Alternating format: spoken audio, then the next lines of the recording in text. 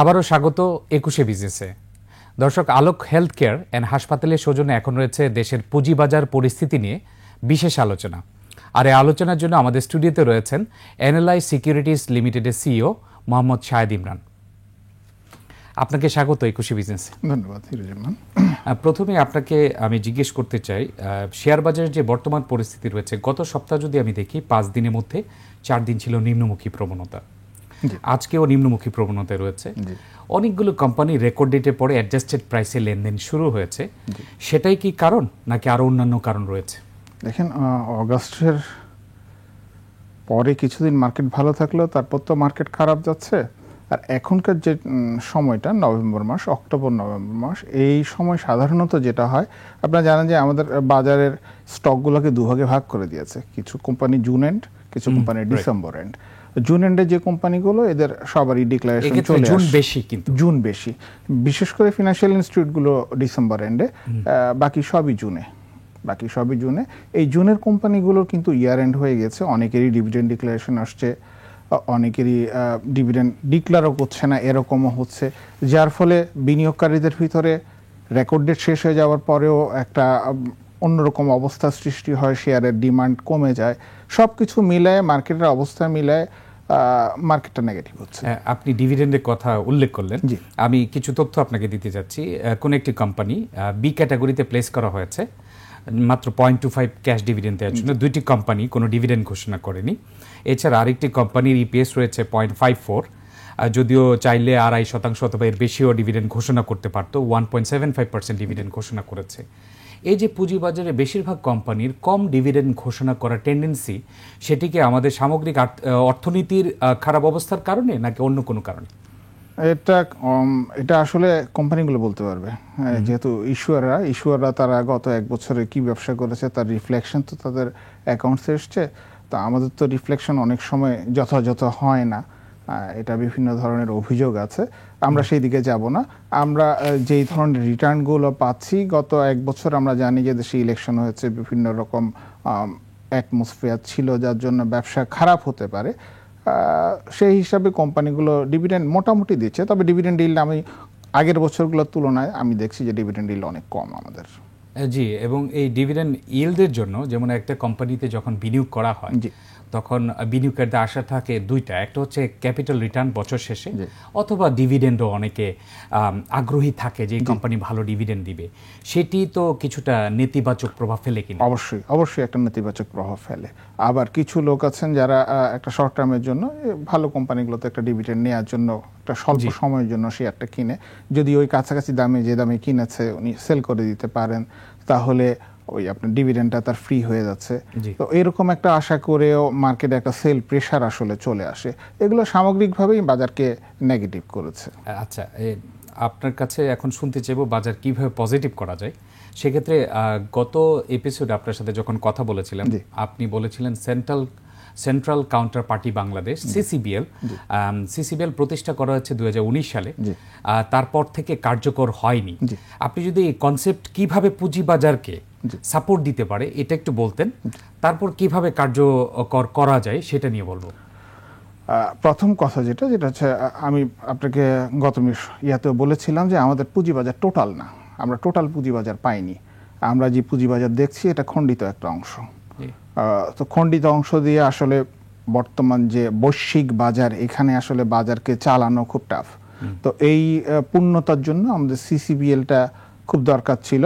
এবং আমি বলবো যে আমাদের যারা থিঙ্ক ট্যাঙ্কার, তারা যেটা নিয়ে ভাবেননি তা না। 2014 সালে বা তারও আগ থেকেই এটা নিয়ে কাজ শুরু হয়েছিল। 2014 সালে মোটামুটি প্রপোজাল এসেছিল, কিন্তু আমাদের যে লাল ফিতার দৌরত্ব, তাতে তো এটা শুরু হতে 2019 সাল। 2019 সালে শুরু হবার পরেও আমরা কিন্তু এটা থেকে রিটার্ন পাচ্ছি না। এইটা যেটা করতো আমার ভালো স্টকগুলোকে, এই জন্য শাহেদ ভাই, আপনি যেটা বলছিলেন সেন্ট্রাল কাউন্টার পার্টি বাংলাদেশ এর কার্যকর হচ্ছে না, এটি কিভাবে পুঁজিবাজারকে সাপোর্ট করতে পারে? এটার সাপোর্ট দেওয়ার জন্য 2017 সালে, 16 বা 17 সালে, আমি ঠিক ইয়ারটা শিওর না, বাংলাদেশে আরেকটা আইন হয়েছিল মার্কেট মেকার। অলরেডি আমরা জানি যে দুটো অর্গানাইজেশন মার্কেট মেকারের লাইসেন্স নিয়েছে, গ্রিন ডেল্টা ইন্স্যুরেন্স এবং চিটংয়ের বি রিচ লিমিটেড। খুব সম্ভব এই মার্কেট মেকারে যারা লাইসেন্স নেবে তারা ভালো স্টকগুলোকে সাপোর্ট দেবে। এই সাপোর্টের জন্য তো ব্যাংকিং সাপোর্ট দিয়ে তো আর পারবে না, এখানে একটা নৈতিক সাপোর্ট দরকার, স্টকের সাপোর্ট দরকার। এই সাপোর্টগুলো গ্যারান্টির যে সাপোর্টটা, এই সাপোর্টগুলো সিসিপিএল দেয়। জি, হ্যাঁ, এই সাপোর্টটা দেওয়ার ফলে ওই যে মার্কেট মেকার বললাম, তারা একটা নির্দিষ্ট জায়গায় আপনার স্টকের প্রাইসটা ধরে রাখবে। যদি প্রাইসটা ওই নির্দিষ্ট জায়গা থেকে পড়ে যায় তখন তারা বাই করবে, তারা বাইব্যাক করে নেবে। আবার যদি একটা নির্দিষ্ট প্রাইস পর্যন্ত যায় তারা তখন সেল করবে। তাহলে প্রাইসটাকে কিছুটা স্টেবল করা যায়। আমরা এ নিয়ে বিস্তারিত আরো আলোচনা করব, একটা ছোট্ট বিরতিতে যাচ্ছি। অবশ্যই দর্শক, এই পর্যায়ে নিচ্ছে একটা বিরতি, ফিরবো একটু পরেই, ততক্ষণ আমাদের সঙ্গেই থাকুন। আবারও স্বাগত একুশে বিজনেসে। দর্শক, বিরতির আগে দেশের পুঁজিবাজার পরিস্থিতি নিয়ে কথা বলছিলাম অ্যানালাইজ সিকিউরিটিজ লিমিটেডের সিইও মোহাম্মদ শাহেদ ইমরানের সঙ্গে। প্রিয় দর্শক, একুশে বিজনেসের এই পর্বটি দেখছেন আলোক হেলথ কেয়ার অ্যান্ড হাসপাতালের সৌজন্যে। আমরা আবারও ফিরছি আলোচনায়। শাহেদ ভাই, আপনি যেটা বলছিলেন central counter party Bangladesh CCBL, সেটি বাজারকে অনেক সাপোর্ট দিতে পারে, বিশেষ করে মার্কেট মেকারদের সহযোগিতায়। বাজার যখন খারাপ থাকবে তখন কিনবে, আবার যদি ভালো প্রফিট টেকিং হবে সাপোর্ট থাকবে। এটি কার্যকর হচ্ছে না, আপনি বললেন যে 2019 সালের পর থেকে মানে কার্যকর হয়নি। কিভাবে কার্যকর করা যায় বলে আপনি মনে করেন? কার্যকর হয়নি বলতে, কোম্পানি কিন্তু ফর্ম হয়ে গেছে, কোম্পানি ফরমেশন হয়ে গেছে, কোম্পানির এমডি আছেন, ডিএমডি আছেন, সিটিও সহ বিভিন্ন পোস্টের লোক আছেন, কিন্তু ওনারা কোনো এক অদ্ভুত কারণে, আমি জানি না কি কারণে, ওনারা কার্যক্রম শুরু করতে পারছে না। ওনারা গত ক বছরে, এটার সঙ্গে দুটো জিনিস দরকার, এখানে একটা সফটওয়্যার লাগবে এবং কিছু হার্ডওয়্যারের সঙ্গে ব্যাপার স্যাপারও আছে। তো এটার জন্য তো 6 বছর লাগে না একটা ডিসিশন নিতে। আনুমানিক খরচ এইটা আমি বলতে পারবো না, এটা ওনারাই ভালো বলতে পারবেন। রাইট। যদি আপনি খরচ সম্পর্কে না বলতে পারেন, আমরা যতটুকু জানি যে হয়তোবা 300 কোটি টাকার মতো রাফলি একটা এস্টিমেট ছিল। সেই 300 কোটি টাকা কি পুঁজিবাজারের সাপোর্টের ক্ষেত্রে অনেক বড় একটা অ্যামাউন্ট, নাকি আসলে এটা পুঁজিবাজার সবার স্বার্থে মনে হয় যে সেই খরচটা বিয়ার করা যায়? এটা তো ওই কোম্পানির পেইড আপ ক্যাপিটালে 300 কোটি টাকা আছে, সুতরাং যেহেতু ওদের পেইড আপ 300 কোটি টাকা আছে, আমার মনে হয় না এটা খুব বেশি কষ্টকর ওদের জন্য বিয়ার করা। আর যেহেতু এটা এরকম একটা প্রতিষ্ঠান, সুতরাং এবং তার কোনো লায়াবিলিটি নেই, সে কিন্তু লোন নিতে পারে।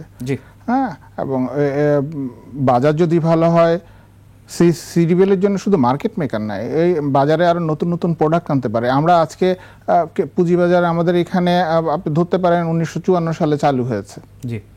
তারপরে অনেক চড়াই উঠেছিল, বন্ধ ছিল, এই ছিল সেই ছিল। 95 সাল থেকে আমরা একটা রেগুলার পুঁজিবাজার পেয়েছি, কারণ তারপরেও তো প্রায় 40 বছর চলে যাচ্ছে। আমরা কোনো প্রোডাক্ট অ্যাড করতে পারিনি, আমরা সেই ইকুইটিতেই আছি। এর সঙ্গে চেষ্টা করা হয়েছিল বন্ড আনার জন্য, চেষ্টা করা হয়েছিল, কিন্তু অ্যাকচুয়ালি এগুলো মার্কেটে রিফ্লেক্ট ফেলতে পারছে না। আর ইকুইটি মার্কেট আমরা যে ধরনের আমাদের বিনিয়োগকারীরা আচরণ করেন, ওরা ইকুইটি মার্কেটের চেয়ে ডেরিভেটিভ সংক্রান্ত আলোচনাগুলো, চিন্তাগুলো বেশি করেন, যে আমি একদিন বা দুদিনের মধ্যে প্রফিট করব। এটার জন্য কিন্তু ডেরিভেটিভসটা দরকার ছিল, প্লাস হচ্ছে ডাইভার্সিফিকেশনও দরকার ছিল। শুধুমাত্র পৃথিবীর অন্যান্য দেশে কিন্তু ডাইভার্সিফাইড করে রাখে। অবশ্যই। সো সেই প্রেক্ষিতে আপনার মতে কি কি ইনস্ট্রুমেন্ট পুঁজিবাজারে আসা উচিত? এখন যেগুলো আছে এগুলো তো আছেই, এর সঙ্গে ডেরিভেটিভসটা যদি বাজারে নিয়ে আসা যায়। আর আমরা রিসেন্টলি যেটা জানি কমিশনও কাজ করছে, সেটা হচ্ছে যে নিটিং এর একটা চিন্তাভাবনা, হয়তো ডে নিটিং এর একটা চিন্তাভাবনা চলতেছে। এগুলো আসলে হয়তো বাজারের ট্রানজেকশনটা আরো বাড়বে। আমাদের বাজারে মেইন যেটা দরকার সেটা হচ্ছে বাজারের প্রাণ কিন্তু ট্রানজেকশন। আমি যদি ট্রানজেকশন বাড়াতে না পারি, 350-400 কোটি টাকা, আপনি 350-400 কোটি টাকায় আমার টোটাল হাউস হচ্ছে 300+। আপনি চিন্তা করে দেখেন যে ব্রোকাররা কিভাবে বেঁচে আছে, এখানে কমিশন কপাসা। তো এইখান থেকে ব্রোকারদের বাঁচানোর জন্য যেভাবেই হোক আপনার ট্রানজেকশন, শুধু ব্রোকার বাঁচানোর জন্য না, আমি বলবো যে আমাদের ইকোনমিক ডেভেলপমেন্টের জন্য আমাদের ট্রানজেকশনকে বাড়ানো। লেনদেনের গতি বাড়বে কিভাবে আপনার কি মনে হয়? কাদের অংশগ্রহণে লেনদেনের গতি বাড়ানোর জন্য প্রধান যেটা দরকার, যে আমাদের যে স্টকগুলো আছে তাদেরকে তাদের পারফরমেন্স ভালো করতে হবে। আরেকটা হচ্ছে আমরা হামেশাই অভিযোগ শুনতেছি যে 14 বছরে আমাদের এখানে ভালো কোনো স্টক আসেনি। আমাদের ভালো স্টক আনার দরকার। আমাদের এখানে ভালো কোম্পানি নেই তা না, আমাদের এখানে প্রচুর স্টক আছে, প্রচুর কোম্পানি আছে যেগুলো ইউরোপ আমেরিকাতে এক্সপোর্ট করছে, এবং তাদের এই ইনভেস্টমেন্ট $1 বিলিয়ন, তারা ব্যাংক লোন নিয়ে করছে। আমরা যদি এই ধরনের কোম্পানিগুলিকে, এবং আমি জানি এর ভিতরে অন্তত 10টা কোম্পানি গ্রিন সার্টিফাইড, হ্যাঁ, তো বিশাল ব্যাপার এটা। এই কোম্পানিগুলোকে যদি আমরা স্টকগুলোকে আমরা যদি 10% মার্কেটে লিস্টেড করাতে পারি, তো আমাদের মার্কেট এমনিতেই ভালো হবে। গ্রিন সার্টিফাইড যে কোম্পানিগুলো তাদের তো আলাদা আরো অনেক ধরনের ইনসেন্টিভ থাকে এবং তারা অনেক বিশ্বাসযোগ্য, মানে সব দিক থেকে সার্টিফাইড থাকে সেই কোম্পানি। এবং এটা খুব আপনি ভালো বললেন যে গ্রিন কোম্পানিগুলো যদি আসে পুঁজিবাজারে গতি ফিরে পাবে। কিন্তু এখন বর্তমান যে অবস্থান রয়েছে সেক্ষেত্রে নতুন কোনো ইস্যুজ আসা সেটা বাজারে হিতে বিপরীত হবে না? না, হিতে বিপরীত হবে না। আপনার ভালো স্টক আসলে হিতে বিপরীত হবে না। আমরা খারাপ, আপনার বাজারে অবশ্যই ডিমান্ড আছে। আপনি দেখেন বাজার 2 দিন যদি 3 দিন যদি ভালো হয়, আপনি দেখবেন যে বাজারে মানুষ নতুন করে বিনিয়োগ আনছে। আমাদের বিনিয়োগকারীদের আমি বলবো যে প্যাশন্সের লেভেল অন্যরকম। হ্যাঁ, এইটা আমি সবসময় শ্রদ্ধা করি ওনাদের এই প্যাশন্সটা। ওনারা কিন্তু সমস্যা হচ্ছে একটাই যে আমাদের বিনিয়োগকারীরা অনেক সময় বুঝে শুনে বিনিয়োগ করেন না। হ্যাঁ, বুঝে শুনে যদি ভালো জায়গায় বিনিয়োগ করেন এখান থেকে কিন্তু রিটার্ন আসবে। আমাদের রেট অফ রিটার্নটা কম, এটা অবশ্যই স্বীকার করার মতো।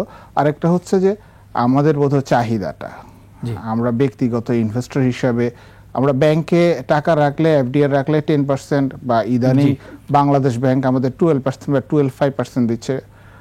কিন্তু আমি যখন বাজারে বিনিয়োগ করি আমি চিন্তা করি যে T+3-তে আমার শেয়ারটায় 5% 10% রিটার্ন দিতে হবে। এইগুলো আমার মনে হয় আমাদের অযৌক্তিক চিন্তা। কিন্তু আপনার এই কথার বিপরীত আছে, অনেকে বছরের পর বছর অপেক্ষা করেও তাদের যে পোর্টফোলিওর যে অবস্থা হয়তো 50% লস হয়ে গেছে, অনেকে নেগেটিভ ইকুইটিতে আছে। বছর শেষে আপনি ব্যাংকে টাকা রাখেন, এফডিআর রাখেন, 10% রিটার্ন পান, কিন্তু পুঁজিবাজারে তো সেই রিটার্নটা গ্যারান্টেড না, বরঞ্চ ক্যাপিটালও হারিয়ে ফেলছে।